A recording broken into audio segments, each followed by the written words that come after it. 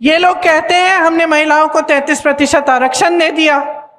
खूब बड़ा सारी मीडिया ने बताया कि आरक्षण दे दिया, बिल पास हो गई, मोदी जी के बारे में क्या क्या अच्छी बातें की। पता चला ये आरक्षण 10 सालों के लिए लागू ही नहीं होगा। तो सच्चाई कुछ है और इवेंटबाजी कुछ और है। जो आप होर्डिंग्स में देख रहे हैं, जो आप मीडिया में देख रहे हैं, टीवी पे देख रहे हैं, ये आपको बताया जा रहा है कि एक बहुत सुनहरा दौर आ गया है हमारे देश में। तो ये सुनहरा दौर आपके घरों में क्यों नहीं है? ये सुनहरा दौर जो इस देश में फैला हुआ है आपके घरों तक क्यों नहीं पहुंचा? आपके दरवाजों तक क्यों नहीं पहुंचा? आप क्यों जूझ रहे हैं? आप क्यों परेशान हैं? आप क्यों गरीब के गरीब रहे हैं? यहां आज भी पानी की किल्लत क्यों है? यहां से लोग पलायन क्यों कर रहे हैं? जो आपकी मांगे हैं कि महंगाई से राहत मिले, हमारे बच्चों को रोजगार मिले, शिक्षा के लिए अच्छी सुविधाएं बने, स्वास्थ्य की सुविधाएं बने, ये पूरी क्यों नहीं हो रही हैं? और क्या बहाना है कि 18 सालों से सरकार में रहे हैं और आज तक ये सब काम नहीं कर पाए? तो देखिए, असलियत आपके सामने है, सच्चाई आप जानते हैं। महंगाई है, बेरोजगारी है, मुश्किलों से भरा जीवन है। फिर भी नेता आते हैं, आपके सामने क्या बातें करते हैं? एक तो चुनाव के पहले सारी घोषणाएं। अब वो घोषणाएं पूरी हुई हैं कि नहीं हुई हैं? जो पिछले चुनाव में घोषणाएं की थी वो पूरी की हैं इन्होंने कि नहीं? बताइए। उन्होंने क्या कहा था? इससे पहले वाले चुनाव में शायद बोला था कि लाखों रोजगार देंगे, फिर 2018 में बोला 10 लाख रोजगार देंगे। पिछले 3 सालों में 21 रोजगार दिए हैं। तो छोड़ दीजिए कौन सी पार्टी के हैं, मैं इसलिए आलोचना नहीं करूंगी क्योंकि भाजपा के हैं। ठीक है, भाजपा के हैं। अरे भाई, जवाब दे तो बनाइए इनको। कौन बनाएगा इनको जवाब दे? आपने एक ऐसा सिलसिला शुरू करवा दिया इस देश में जिसका नुकसान आप भुगत रहे हैं और आपको इसके बारे में एहसास नहीं हो रहा है।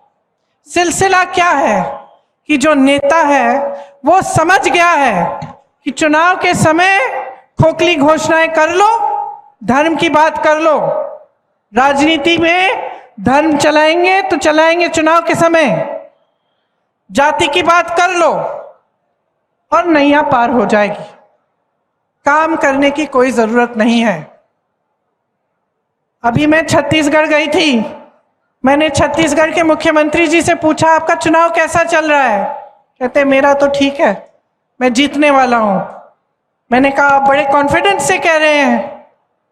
कहते हाँ, कॉन्फिडेंस से कह रहा हूं। काम किया है मैंने जनता की संपत्ति जनता के जेब में डाली है। मैंने ग्रामीण रोजगार बनाए हैं।